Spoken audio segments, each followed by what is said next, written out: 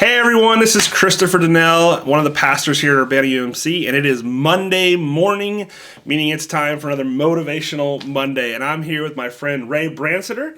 Ray is the pastor over at the Messiah Lutheran Church here in Urbana. And Ray is actually a native to the area and is back preaching and pastoring here at Messiah Lutheran. So Ray, thank you for joining us. Thank you very much. So Ray, you're from here. Tell me a little bit about that. Born and raised right here in Urbana at the old county hospital. I'm 70 years old. Raised at Messiah Lutheran Church. Was baptized in the old church over on Court Street. Confirmed at the old church and ordained at the new church in 2000, right after I graduated Gettysburg Lutheran Seminary. That's awesome. So you have some deep roots here in Champaign County. We got a lot of skeletons in the closet, so to speak. That's awesome. Well, we're not going to reveal too many of those today, so you're not on a hot spot. So, you felt your call to pastoral ministry that happened through being involved Messiah Lutheran. Yeah, I was at Camp Moana, our former church camp. It closed just a couple years ago, but I was up there for a week, and they used to have us go out in the woods every morning with a devotional book and our Bible. And I always came home with poison ivy, so I have a hunch I always sat in a patch. But I just had this sense of call, and it was very strange. Yep. You know, I always was kind of thought that it was like this audible thing, but it wasn't. It was very much a spiritual thing. Yeah. And I remember I came home and I talked to our pastor at the time, and he said, well, you know, if it's meant to be, it's meant to be. That's right. Just let it see what happens. Yeah. And then when I graduated high school in 1970, by the skin of my teeth. Me too. I was number 2 in the draft lottery. The Vietnam War was going on. Oh, wow. And so I thought I would outfox the government by joining the Navy. Yeah. And I joined the Navy. Of course, they sent me to Vietnam. Yep. My first lesson is that you can't always run from the God or the federal government. Yep. And I loved my service in the Navy. I ended up making it a career. But awesome. the call never went away. Right. I can remember, even active duty on board a ship, getting up to go to chapel on Sunday morning. I really have a lot of respect for military chaplains. Yep.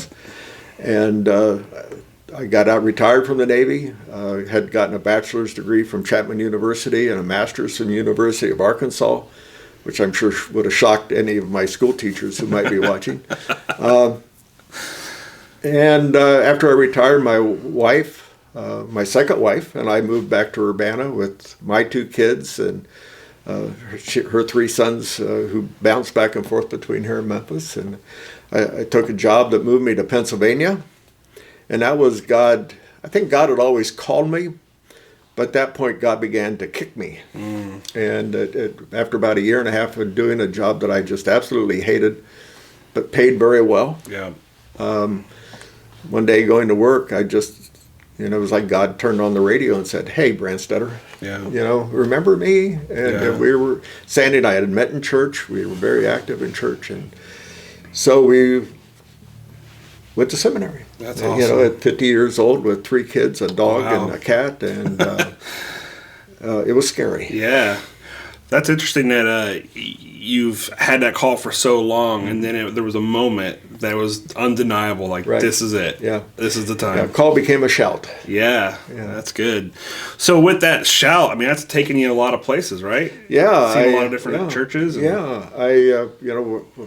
As I started that whole process, I was asked, well, what do you see yourself being? I said, well, small town, rural kind of pastor. I'm older, and that's kind of where my interests are at. And as we were packing up to go to seminary, there was a front page article in the Lutheran magazine about an 8-congregation cooperative in North Dakota, which really spiked my interest. And so my first year, when I got to seminary, I went to the professor who was in charge of internships, because they had an intern there. Okay. And he looked at me and he said, "We don't send students to North Dakota." And but over the next 2 years, that professor, along with another one, the rural ministry professor at Gettysburg, wrote a book on cooperative ministries. And that ministry was one of the topics. And I ended up going there on internship. Wow. That's and awesome. fell in love with North Dakota. My kids love North Dakota. Wow. Surprisingly. Yeah. yes, it's cold in North Dakota. Yeah. No doubt about it. Flat. It's very flat. On the weather the other day, they said the front page of the Fargo Forum said it was going to be chilly today, and it was 12 degrees. We're not ready for 12 degrees here. No, that's, in Ohio, that's cold. That's real cold. And so I ended up being the lead pastor right out of seminary up there with 8 churches. I had 2 other pastors that worked for me. I had 9 interns over a period of 6 years. Yeah. Awesome. So it was a very rewarding career. Yeah, so with that shout, you got to go and do this amazing experience, Yeah. but now that shout has led you back to Urbana. Yeah, what is it? Long, strange trip it's been. Yeah, so tell me a little bit about what you felt this call to answer here back in Urbana, and what is that call sounding like, and what is it? What's God speaking to you about in this season here back in Urbana? Yeah, after North Dakota, I was in Florida for a few years working in drug treatment. I took the job in Urbana at Mercy Hospital because I felt that calling to chaplaincy. Yeah, what do you do at Mercy? I'm the chaplain at both Macaulay Senior Living and Mercy Hospital. I'm the only chaplain there. Part-time now. I was full-time for 3 years because that was my commitment to them. And that commitment changed after 3 years because of the ministry at Macaulay and COVID, which hit our population there pretty seriously. Yeah. And they really needed to go back to a part-time model, and I was all for that. Yep. And at the time Messiah was looking for a pastor, they had learned that they were going to have to go with a part-time pastor, and there weren't any there. Yeah. And members have been bugging me since I moved back home, and I kept saying, no, I don't want full-time job, 2 full-time jobs. I don't feel called. Yep. But then when the focus came to a part-time ministry, and in the Lutheran tradition, we feel that the call comes from the Holy Spirit and the church. Yeah. And many members of the congregation and the call committee, or a couple members of the call committee came and said, would you consider a part-time call? Yeah. I talked to the Senate about it, and I said, well, let's see what happens. Yeah, that's great. And the obvious happened. And Yeah. it's strange being the pastor of the church that I grew up in, even though it's not the same building. Right. The same spirit is there, and I feel those saints from old there every Sunday when I preach there. That's awesome. During COVID, when we were shut down and I was preaching to an empty church, I saw far more faces of people who've been dead for 10 years. Yeah. I mean, that's the feeling of that church, which so much of the inside is from the old church. The windows are there, the pulpit's there. That's right. And those were great people, and we got great people there now. That's awesome. So what do you feel that God has been stirring in you in this season of ministry and life? I mean, just what's been going on? Well, I think part of the reason I was called there, or how God was at work there, is the same thing that you're doing here with the internet. Yeah. We've had really good success with our online streaming. Yeah. Because I work at the hospital, we've been particularly slow at bringing folks back into the sanctuary. Yep. I mean, every day, I'm there. I get called into the ER, never knowing what I'm walking into. But I get tested twice a week, sometimes 3 times a week. And so, maybe I don't pay attention to what the other churches are doing. I have to go by what it feels like for Messiah. Yeah. We were slow at coming back and we're still very careful about what we do. Yeah. We do communion, but I wear a mask when I can remember to put one on. Right. I asked the congregation if you've had both shots, you could go maskless. If you haven't, wear a mask, and people are pretty good about that. Yeah. They still kind of socially distance. Yep. So all I know is a year and a half ago at Messiah, or 2 years ago, before COVID, we would have never looked at online streaming. Yeah. I mean, it just wasn't there but as you guys have learned, as all of us pastors have learned in the last year and a half, we've learned how to go technical pretty quick.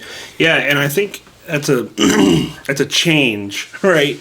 That has not always been the case in our churches, is the idea of other people, just like you're doing today, watching from a distance. Right. And that's a hard thing to navigate when so many of us have grown up sitting in pews and looking down and seeing who's there, and now not knowing who's on the other side of that screen. Could you speak to the idea of why you feel passionate about maybe those who we don't know are on the other side of that screen? Well, because I think a lot of those folks are people for various reasons that just don't go to church anymore. Yeah. And won't go, and maybe not come. Right. Maybe in time they will feel, but I hear from them. I get emails from them. When I was a kid, pastor did this or that or previous, all sorts of stories why they don't want to darken the doors of our churches. And I think it's something we as a church need to look at and learn from. Yeah. How have we disenfranchised people? Yeah. Has it been race? Has it been sexuality? Yeah. Has it been a lot of things? Right. And this has given us the opportunity to reach those folks and hopefully make them feel that they are welcomed in our church. Yeah. Yeah, I think about even when Jesus welcomed the little children. Right. Right. And the disciples were like, no, don't bother Jesus. Right. But what he did was he said, no, this is the kingdom of heaven right here. And we do that in nonverbal ways. Yeah. Quite often. Yeah. Two males show up and first thought of, are they gay or what? And they need to know that they're welcome in our churches. Right. And they have a place in our churches. That's right. And people of color. And, we live in a very pluralistic world nowadays and a very unchurched world. Right. With too many of our younger people know what we're against, but they don't know what we're for. Wow. And that, not knowing what we're against is what keeps them from walking in the door. Yeah, I totally agree with that statement. There are so many people who know what we're against. And then when they show up and people step over them during the sharing of the peace, back when we were sharing the peace, without greeting them and asking them. The interesting thing, I've been in the military and traveling and so many times, I've visited so many churches where people, if the members of the church say anything to me as a visitor, they'll ask me what my name is, but they won't tell me what their name is. Yeah. It's like we don't want to get too close to you. Welcome, we're glad you're here. We want to know who you are. We really, unless you've been here 20 years, you really aren't important. And I hear that every now and I've just all churches. I've heard that. And so, on that same note, how would you encourage those watchers and viewers today to maybe tear down some of those walls and get to know somebody? I think it's breaking down barriers. The old barriers of being afraid or being hesitant to talk to people in church you don't know. I hear, I might find out, I might ask somebody their name and find out they've been a member here for years. Well, you're here almost every Sunday. If you don't recognize them, chances are, even if they're a member, they haven't been here for a while. And maybe they don't know you. Breaking down that, getting away from that idea that it's not my job to welcome people. Wow. Yeah. I know for a long time it was really popular to have welcoming stations in church. I think that was counterproductive because then the people in the pews assumed that somebody's already welcomed them. Somebody's doing their job for them. Well, no, you can't assume that. Yeah. And you can't assume somebody else is talking to them. And you don't ask them you go up and introduce yourself. If you don't know how to do that well, go to an open AA meeting. Yeah. Where everybody sticks out their hand and says, "Hi, I'm Joe, I'm an alcoholic," or "Hi, I'm Joe," and it's up to you to tell them what their name is. Yeah, that's good. Well, and I think that is the spirit of welcoming that we all want to embody. And we need to be radical at it. Yeah, we need to be. I did a devotion on this just the other night at 8:00. We need to be radical welcomers, not every church is friendly, right?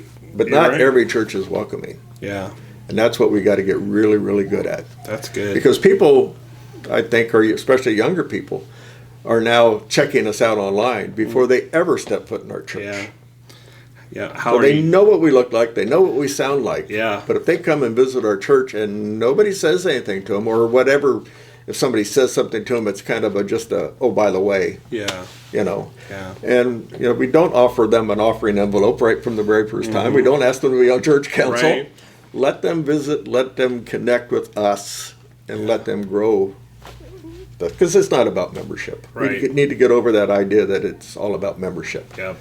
because it's about relationship. That's right. Yeah. That's so good. So this morning, thank you, Ray, for that encouragement to welcome people radically. Radically. And I think you can do that if you're on your way to work.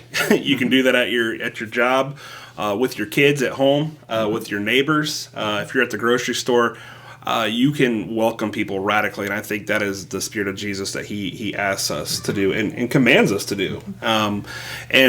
With that, if there is any way we can ever pray for you, encourage you, also welcome you radically. Let us know. We want to be there along your faith journey as well. But know that we love you. We care for you. Ray's praying for you. We're praying for you. We believe in the body of Christ. And then together we will welcome you radically into a church family, a church home for you. So know that we love you, pray for you, and we'll see you next week. Thanks.